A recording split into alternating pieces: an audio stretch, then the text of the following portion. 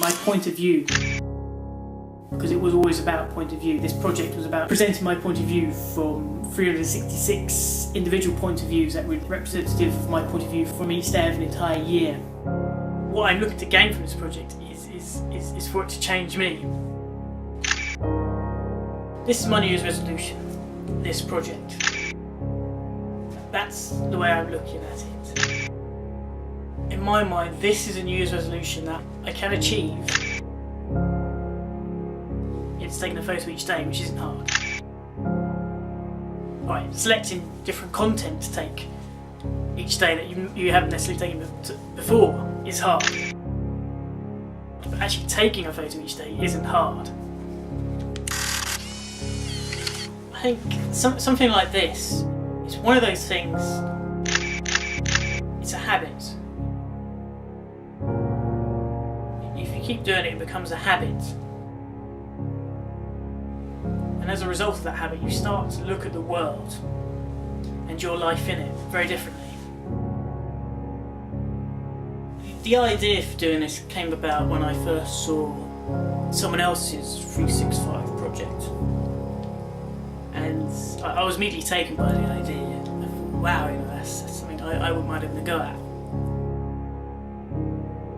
I like the idea of focusing in on specific things of each day of your life throughout a year. And obviously people say it's the little things that make up life. I've been trying to make the photos sum up my days, so I'll try to take pictures of something that has, I don't know, been the main focus of that day or has dominated that day. No, always just something that stuck with me from that day.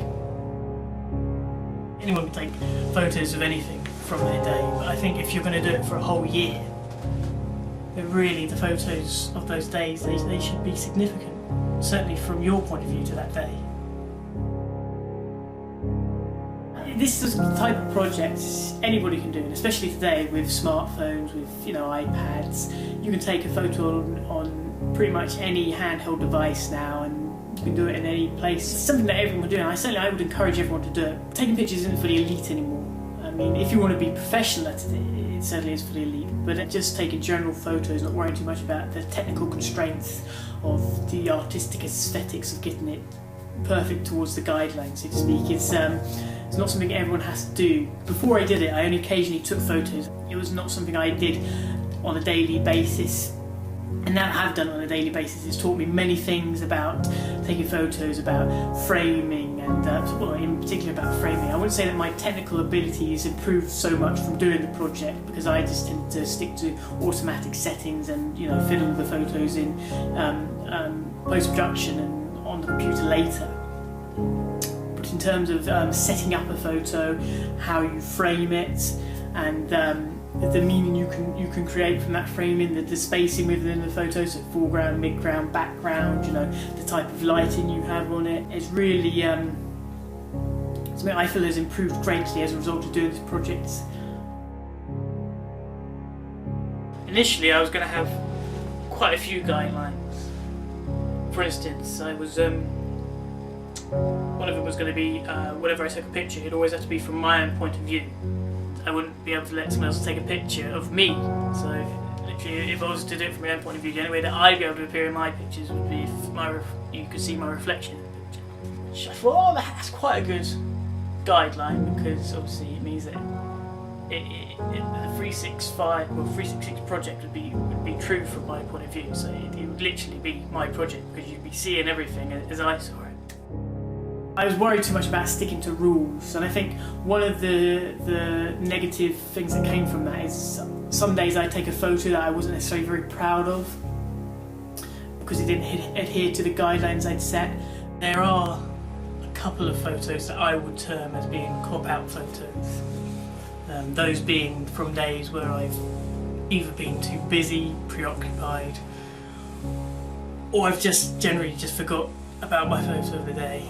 And because of that, I've used a cop-out photo to fill for that day. But actually, looking back on it now, I can see the merits of those photos, because they are representative of days when I wasn't on top form.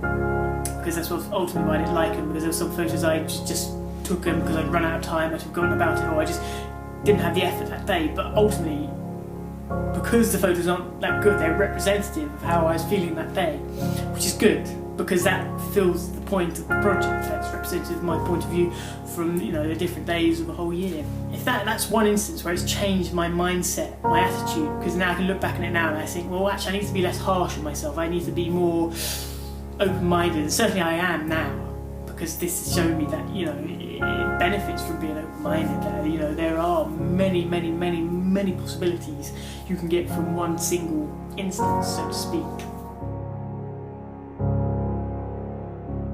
For me, it was more than just a photography project. It was about personal development, about exploring, you know, the medium of photography, the medium of blogging, the medium of video making. This project now is a scrapbook portfolio of a little experiment I did one year in 2012, and I think it is a huge testament to how I changed through that year. And you can see how I changed through that year, because you've got my point of view from that year, you know, 366 of them. So this project is, I think, surprisingly, it's had huge implications. I think even above and beyond what people would, you know, think it would obviously have, just being a basic, you know, way of exercising my photographic skills, which it has done. But above and beyond that, it's done so much more. But the fundamental way it has benefited me is subconscious. This project, it has taught me a simple truth, and once you realise this simple truth, it's something you can exploit and use for anything in your life, really. And that simple truth is, how do you motivate yourself? How do I keep myself motivated? And I say, well, that's a misconception, because people, when they ask me that, they say, look, I'm not motivated, I need to get motivated. How do I start getting myself motivated? You know, how do I kick myself into doing something? I say, well, you've got the wrong mindset. It's not about motivation. Motivation comes later. What you need to start with is habit. It's going to be adapting to a new habit, and this is what I'm really hoping to achieve from it, because as a habit, it's going to be asking me to be more critical and selective about what I show of the world each day. You know, whether it's something I'm used to seeing of the world, as well as being things I'm not used to seeing of the world. So I'm hoping that this continual habit every day for a whole year, eventually, by the end of it, it will change the way that I naturally perceive and experience the world. It started off as my New Year's resolution that I was going to do this project, and that was going to be my New Year's resolution to complete it. But above and beyond that, the idea of doing that New Year's resolution and completing it was about teaching myself to stick to good habits, you know, to stick to things that say, you know, stick to things I say I'm going to do, and then I will do them, opposed to saying things I'm going to do and then not doing it. Because that's always irritated me about people in the world.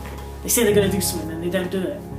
So now I'm in a mindset where I only ever say I know what I'm going to do. I'm going to push myself to do. I don't say something I'm not going to do.